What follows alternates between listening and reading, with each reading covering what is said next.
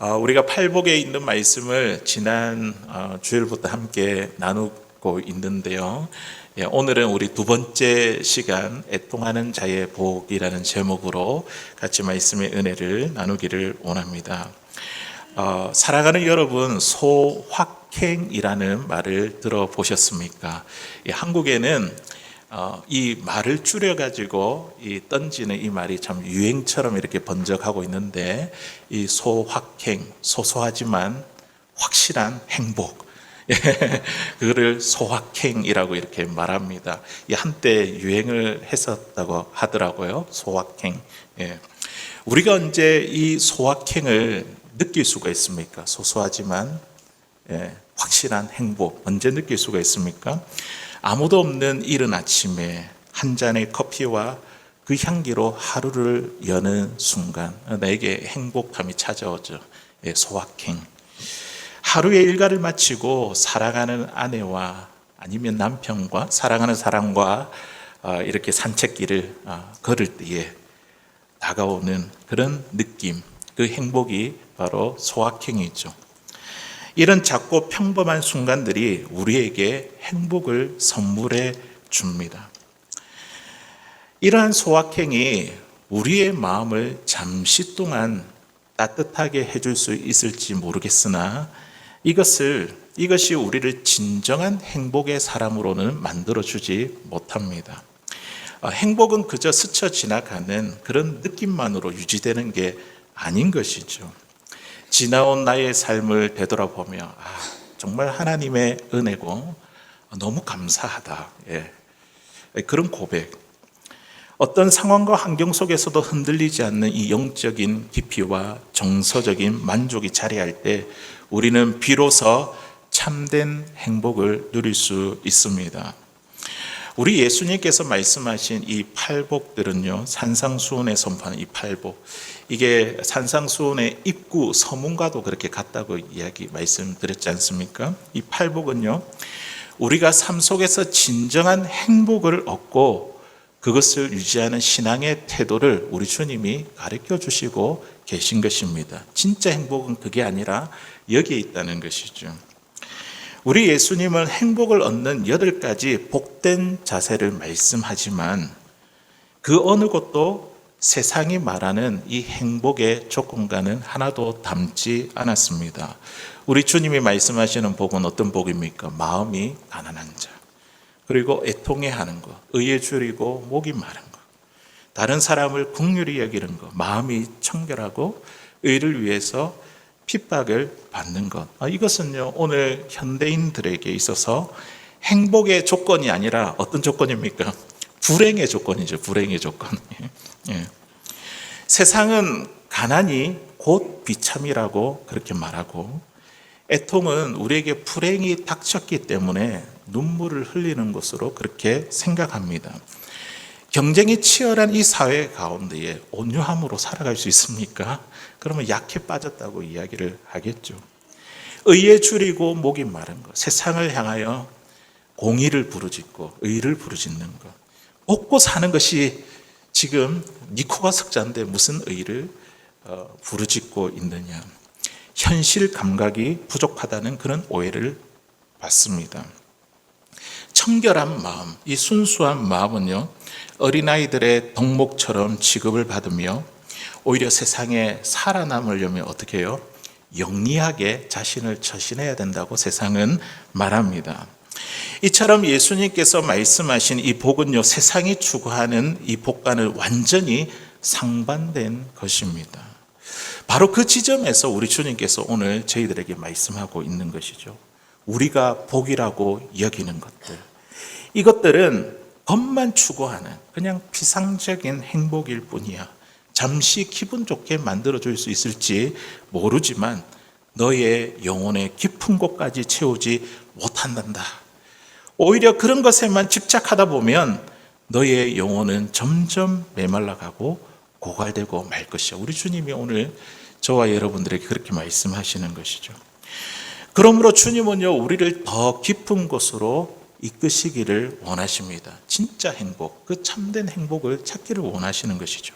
그 깊은 샘, 진정한 행복이 흘러나오는 자리로 저와 여러분들을 인도하십니다. 그곳이 어디 있죠? 오늘 주님께서 말씀하시는 팔복 안에 있습니다. 이 팔복들이 세상에 볼 때는 어리석고 참 손해처럼 보이지만 그곳에서 우리는요, 이 샘터에서 우리는 참된 평안과 만족 그리고 영원한 기쁨을 경험하게 됩니다. 오늘 우리가 함께 살펴볼 이 두 번째 복인 우리 애통의 법, 우리 본문 4절에 있는 말씀 우리 같이 한번 더 읽어보도록 하겠습니다. 시작.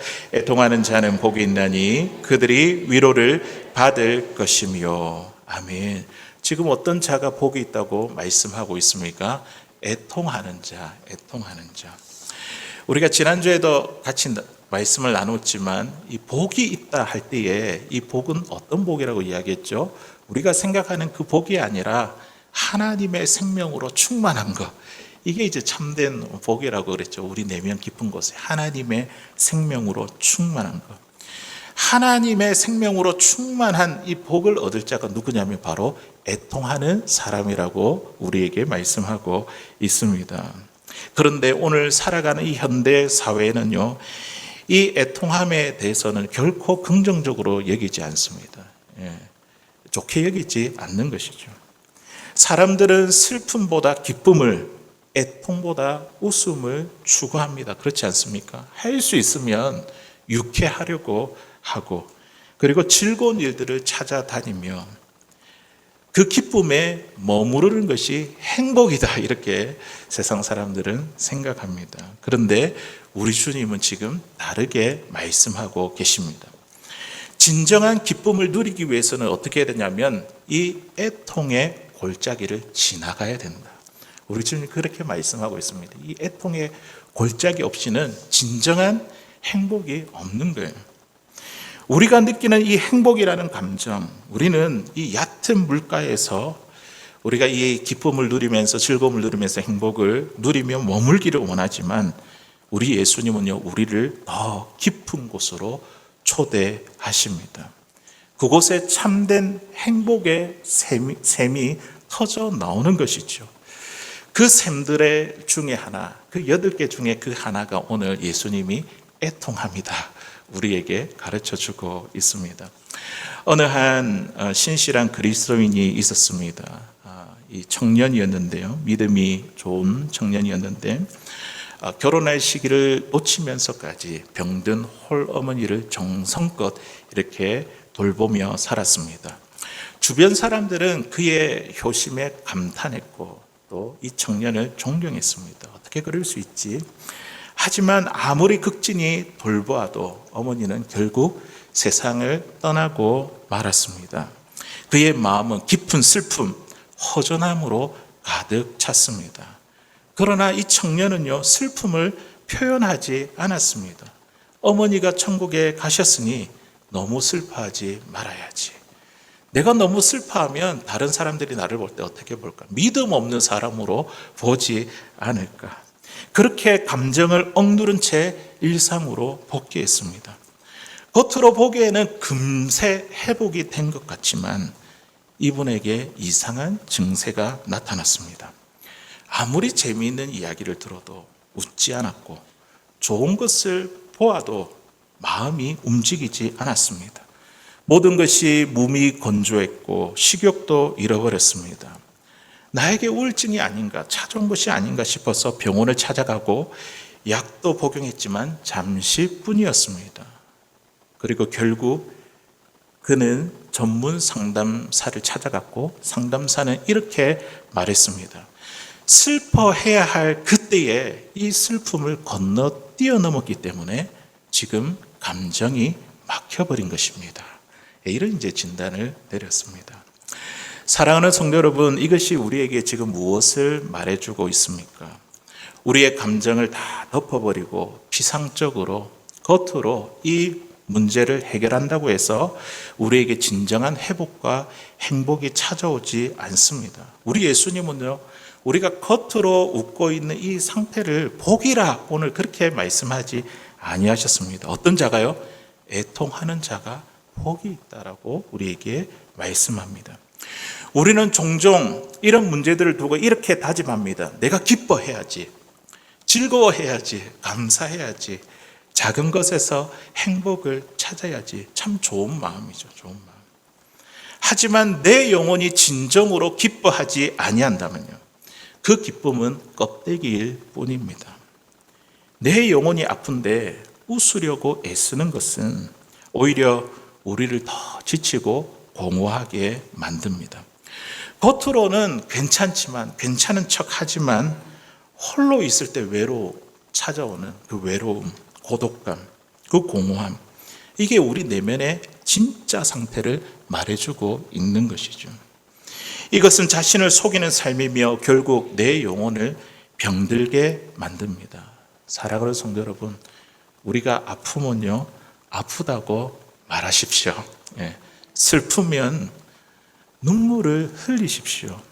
그것이 믿음이 없는 것이 아닙니다. 오히려 이것이 하나님께서 기뻐하시는 정직한 태도요. 내 내면을 보고 애통해하는 정직한 태도요.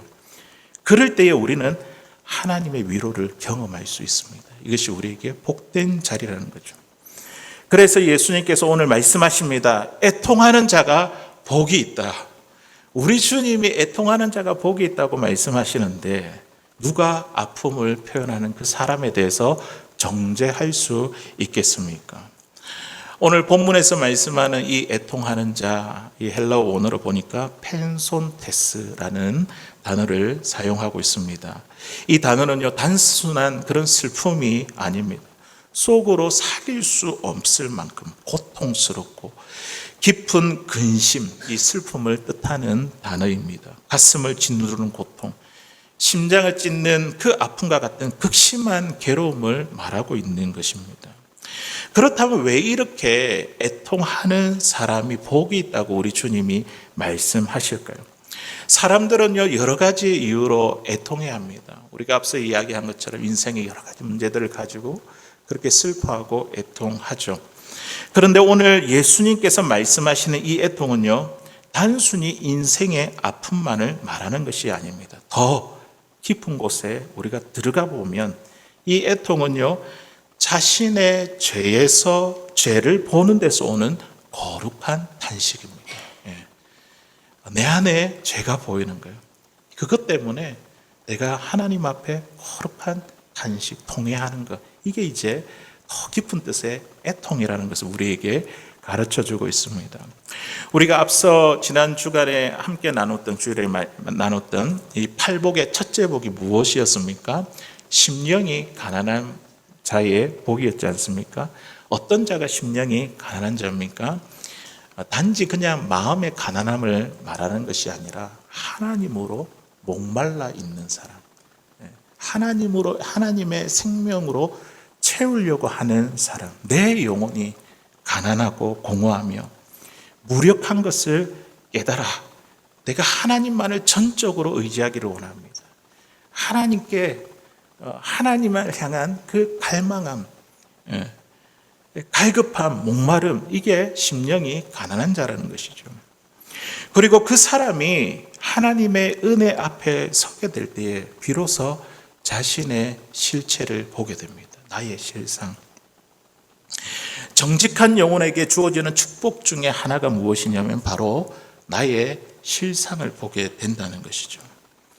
하나님의 은혜가 우리 가운데 임하게 될 때 나타나는 놀라운 현상입니다. 우리 안에 있는 실체, 실존, 실상.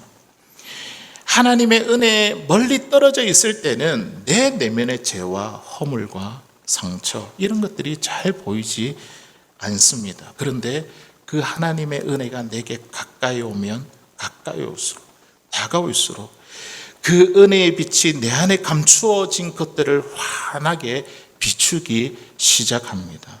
그리고 우리는 깜짝 놀라게 되는 거죠. 내가 못 보았는데 보니까 내 안에 이런 욕심, 이런 교만함, 이런 수치와 부끄러움, 죄가 있었단 말인가.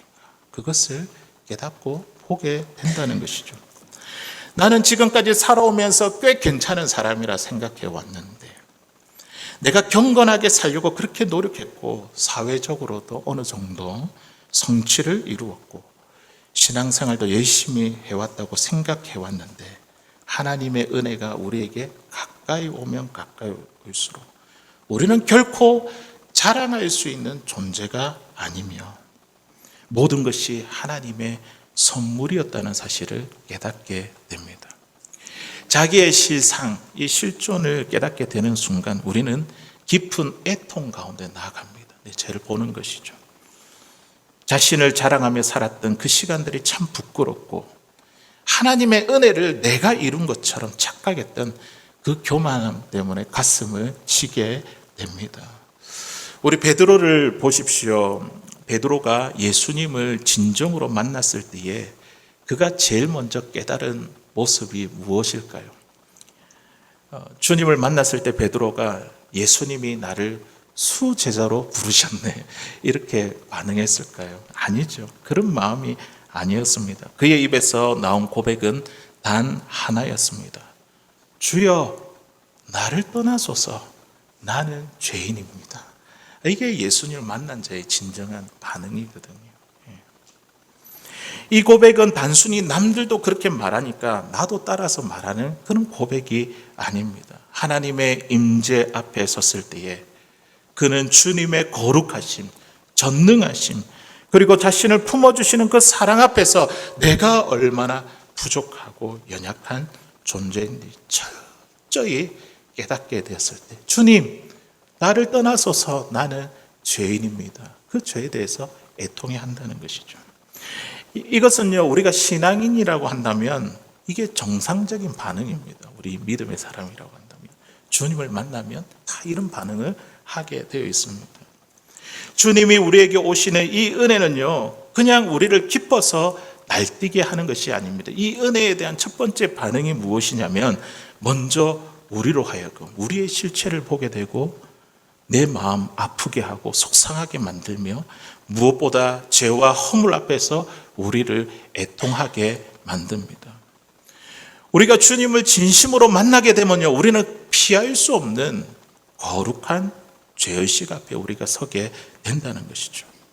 나에게 베풀어 주신 그 주님의 사랑에 비해 내가 얼마나 교만했는지 보게 되고 얼마나 내가 위선적으로 살아왔는지 그것을 보게 됩니다. 우리 겉으로는 드러나지 않았지만 내 내면 깊은 곳에 있는 다스려지지 않는 그 욕망들이 얼마나 내 삶을 왜곡시켜 왔는지 우리는 그것을 들여다보게 됩니다. 그런 나 자신이 정직하게 내 실체를 이렇게 직면하게 되는 순간 예수님은 베드로에게 뭐라고 말씀하신? 그래 너 죄인이야 하고 이렇게 책망하신 것이 아니라 그를 따뜻하게 위로하시고 회복시켜 주시는 주님을 보게 됩니다. 이게 이제 복이죠, 복. 위로를 받을 것이요. 우리 누가복음 5장 10절에 있는 말씀 우리 같이 한번 읽어보겠습니다. 시작. 세베대의 아들로서 시몬의 동력자인 예수께서 시몬에게 이르시되 무서워하지 말라. 이제후로는 내가 사람을 취하리라 하시니. 아멘. 이 베드로가 이제 물고기를 잡으러 나간 것이죠. 그런데 밤새 수고해서 한 마리도 못 잡았는데 예수님이 가서 한쪽에 그물을 내려라 했죠. 그 물고기가 꽉 잡힌 것을 보고 자기의 그 동업자인 야고보와 요한도 놀랐는데 무엇을 보고 놀랐습니까? 예수님 보고 놀란 게 아니라 많은 물고기를 보고 깜짝 놀랐어요. 그런데 베드로는 누구 때문에 놀랍니까? 물고기가 아니라 주님 때문에 놀랍니다. 이 일을 행하신 주님, 그 주님을 만난 것이죠. 그러면서 뭐라고 고백했다고요? 주님, 나를 떠나소서 나는 죄인입니다. 이렇게 고백한 이 베드로에게 예수님은 무서워하지 말라. 이제후로는 네가 사람을 취하리라. 다른 본문에 있는 말씀 보니까 뭐라고요? 네가 사람을 낚는 어부가 되게 하리라. 우리 주님이 이렇게 말씀하시는 거죠. 부드럽고 따뜻한 위로의 말씀. 괜찮다. 괜찮다. 너가 누구인지 내가 잘 안다. 그럼에도 불구하고 나는 너를 사람을 낚는 어부로 부른다. 이런 이제 말씀인 것이죠. 이것이 바로 애통하는 자의 복입니다. 주님의 위로가 있습니다. 애통하면 주님이 우리를 위로해 주십니다. 회복의 위로, 부르심의 위로가 있습니다. 그리고 이 애통함은요, 우리가 예수님을 믿을 때 단 한 번으로 끝나는 것이 아닙니다. 신앙의 여정 가운데 내 삶 속에 그 전 과정 속에서 반복적으로 일어나는 일입니다. 우리가 하나님 은혜에 가까이 할 때도 있고 또 멀리 할 때도 있지 않습니까? 계속 반복되지 않습니까? 하나님과 멀어져 있을 때는요, 내 안에 있는 죄를, 이게 죄가 죄인 줄로 인식을 하지 못하게 됩니다. 우리의 양심도 무뎌지게 되는 것이죠. 그러나 하나님의 은혜를 깊이 체험하면 체험할수록 하나님의 은혜가 내 안에 더 가까이 다가오면 다가올수록 우리는요, 영적으로 죄에 대해서 더 민감해지고 작은 허물에도 우리의 마음이 찔리기 시작합니다. 이것이 정상적인 그리스도인들의 모습이며 이러한 성도들이 많은 곳이 바로 건강한 교회입니다. 바라고 소망하기를 우리 덴버 소망교회가 이런 건강한 교회, 영적으로 민감한 그런 교회, 그런 주님께서 기뻐하시는 교회가 될 수 있기를 바랍니다. 이런 것이죠. 주님의 은혜를 깊이 체험하고 영적으로 민감하기 시작하면요, 그동안은 몰랐는데 내 안에 이제 죄를 보는 겁니다. 거짓말을 쉽게 하던 사람이 이제는 손해를 보더라도 정직하게 말하려고 합니다.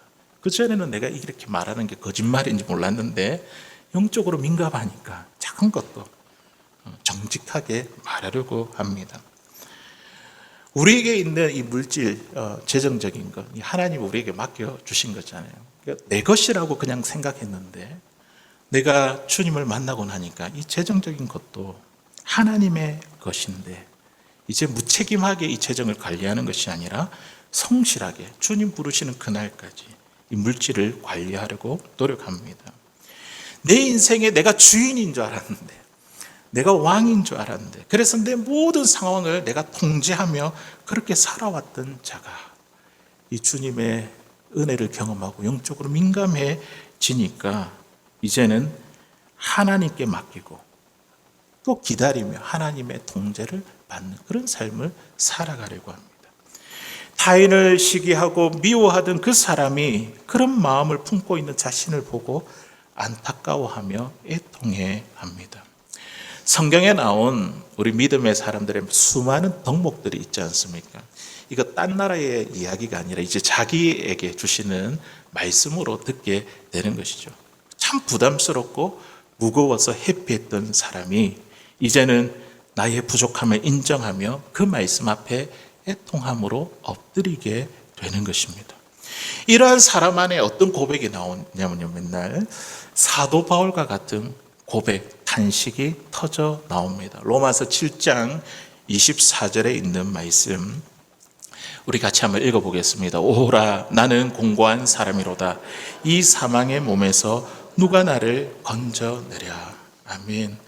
사도 바울이 이런 고백을 했습니다. 이분이 어떤 분입니까? 자신의 삶을, 생명을 주님께 다 드린 사람이잖아요. 그런데 그 삶을 살아가면서 전도 여행을 하면서 지내는 그 신앙의 그런 여정 가운데 자기 마음속에서 자꾸만 이 육신의 생각과 하나님의 법이 충돌하는 거예요. 그러면서 그 말씀을 통해서 자기를 보니까 자기의 존재의 실체가 보여지는 거예요. 그때 탄식하며 고백하는 게 뭡니까? 애통해하죠. 내 안에 있는 죄를 보고 나는 공고한 사람이로다. 이 사망의 몸에서 누가 나를 건져내랴. 우리가 진정한 이 은혜의 기쁨을 누리기 위해서는요, 우리는요, 이 애통의 골짜기를 그냥 스쳐 지나가면 안 됩니다. 그게 있을 때에 진정한 하나님의 위로와 놀라운 은혜와 그 기쁨이, 감격이 우리 가운데 생기게 되는 줄로 믿습니다. 사랑하는 성도 여러분, 저와 여러분들은 어떠합니까? 우리는 말씀 속에서 또 비춰지는 그 은혜의 빛 가운데 우리의 실체를 깊이 들여다보며 바울과 같은 탄식과 그 애통이 우리 안에서 흘러나오고 있습니까? 오늘날 많은 교인들은요, 자기의 실체를 들여다보지 못해 죄에 대한 애통함을 잃어버린 사람들이 너무나 많습니다. 내 죄에 대해서, 내 실체에 대해서 마음 아파하지 않으니 하나님이 내 마음을 만지시고 위로하시며 다시 회복시키시는 그 은혜의 능력을 경험하지 못하는 것입니다.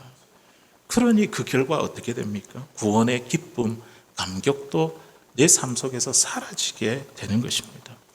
오늘날 많은 교인들이 이런 애통함을 잃어버린 이유가 무엇일까요? 두 가지 정도로 말씀을 나눌 수 있을 것 같아요. 첫째는 무엇이냐면 우리 교회 안에 병든 용서의 교리 때문입니다. 병든 용서의 교리. 오늘날 많은 신자들이 입술로 용서를 구하면 그것으로 다 되었다고 그렇게 여깁니다. 그러나 마음속 깊은 곳에 있어야 될 죄에 대한 애통함, 그 죄를 용서해 주신 이 은혜에 대한 감격은 사라지고 말았습니다. 죄악에 물든 내 자신을 보고 가슴 아파하는 신앙이 우리에게 없기 때문에 진정한 회복도 구원의 참된 기쁨도 잃어버리게 되었던 것입니다. 이 모든 원인 중 하나가 이 교회 안에 왜곡된 이 용서의 교리 때문이라는 것이죠. 원래 교회 안에 있는 이 용서의 교리는요, 고대 교회의 이 성도들이 자기 죄에 대해서 지나치게 괴로워하고 낙심하는 모습을 보고 목양적인 차원에서, 위로의 차원에서 세워진 방편이었습니다. 예. 우리가 정죄의식 이 자체가 나쁜 것이 아니죠. 우리 안에 죄를 보고. 거룩한 정죄의식은요, 하나님 앞에 나아가게 되는 통로가 됩니다. 내 안에 죄를 발견하니까 어떻게 해요? 주님 앞에 나아가게 되잖아요. 하지만 이 정죄의식이 극단으로 치닫게 되면요, 자신을 스스로 정죄하고 부끄럽게 만들어 오히려 주님과 더 멀어지게 만듭니다. 내가 이것밖에 못했는데, 이것도 못하고 저것도 못하고, 주님은 이렇게 고통당하고 십자가를 졌는데 나는 이것도 안 되고 저것도 안 되고, 자꾸만 극단적으로 이런 정죄의식에 치닫게 되면 오히려 주님과 멀어지게 된다는 것이죠. 이거는 원수의 역사입니다. 그래서 교회에서는 공적으로 예수님 안에서 우리의 죄가 용서함 받았다, 그런 선언을 하고 기도하도록 권면해 왔습니다. 그리스도 예수 안에서 결코 정죄함이 없다는 이 복음 위에 성도들의 마음을 견고하게 세우려고 했던 것이죠. 그런데 지금은 이 취지는 사라져 버렸고 죄에 대한 거룩한 탄식도 사라졌으며 용서만 구하는 신앙이 남게 되었습니다. 내가 용서받았으니. 그런데 감격은 없고 구원의 기쁨도 없는 그런 신앙이 우리도 모르게 되어버린 것입니다. 두 번째, 우리가 애통함을 잃어버린 이유가 무엇이냐면 여기에 이제 상반된 건데요, 거짓 경건주의 신앙 때문입니다. 이 신앙의 핵심은요, 율법의 겉모양, 외적인 종교 행위에만 집중한다는 점에 있습니다. 내가 얼마나 기도했는가, 많이 오랫동안 자주 성경을 읽는가, 예배에 출석했는가, 헌금을 했는가, 이런 종교적인 행위, 이것을 통해서 자신의 경건함을 증명하려고 합니다. 예수님께서는 이런 외식적 경건에 머문 이 유대 종교 지도자에게 뭐라고 책망하십니까? 굉장히 담을 수 없는 말씀을 하시죠. 뭐라고 합니까? 독사의 자식들아, 이렇게 그들의 외식을 책망하셨습니다. 그들은 박하와 운양과 근처의 11조, 이 채소의 11조, 수확의 11조는 철저히 지키면서 정작 하나님이 원하시는 의와 사랑을 외면하고 있다, 이것을 말씀하신 것이죠. 그들은 겉으로 하나님 앞에 나는 충분히 경건하다 그렇게 생각했지만 하나님 보실 때는 충분하지 않는 거죠. 자기의 내면을 성찰하려 하지 않았습니다. 이런 거짓 경건주의가 우리 교회 공동체 안에 빠지게 되면 어떤 일이 일어날까요? 다른 사람의 죄는 민감하지만 비교하는 거예요. 왜 저것도 못하고 저렇게도 하지 않고 왜 저렇게 하는 걸까? 다른 사람의 죄는 민감하지만 자기가 하는 그 죄에 대해서는 둔감하게 됩니다. 반대로 참된 경건의 사람은요, 자기 자신의 죄에 대해서 깊이 애통하고 다른 사람들에 대해서는 너그러워집니다. 자기의 죄를 결코 가볍게 여기지 않고 그 죄와 싸우는 영적 전사가 되는 것이죠. 우리가 갖는 이 애통함은요, 내가 벌 받을까봐, 이렇게 하면 우리 주님이 벌 주실까봐, 그런 두려워하는 그런 애통함이 아니라 나 같은 죄인을 사랑하시고 그 아들을 내어주신 하나님의 마음을 아프게 한 것, 이것이 너무나 속상해서 드리는 그런 애통함이죠. 미안해서 생기는 고통입니다. 이러한 사람이 바로 오늘 예수님께서 말씀하신 복이 있는 사람입니다. 복이 있는 사람. 애통하는 자는 복이 있다. 이제 말씀을 맺겠습니다. 사랑하는 성도 여러분, 오늘 예수님이 어떤 자가 복이 있다고요? 애통하는 자가 복이 있다 우리에게 말씀하셨습니다. 이것은요, 단지 우리의 감정의 표현을 넘어서 죄에 대한 민감함, 그리고 자기의 실체를 정직하게 돌아보며 들여다보며 하나님 앞에 나가는 태도를 말하는 것입니다. 애통하는 자에게 주어진 이 위로는요, 단지 슬픔을 덜어주는 그런 위로가 아니라 주님이 우리를 회복으로 부르시는 위로, 회복과 우리를 다시 사용하시기를 원하시는 부르심의 위로입니다.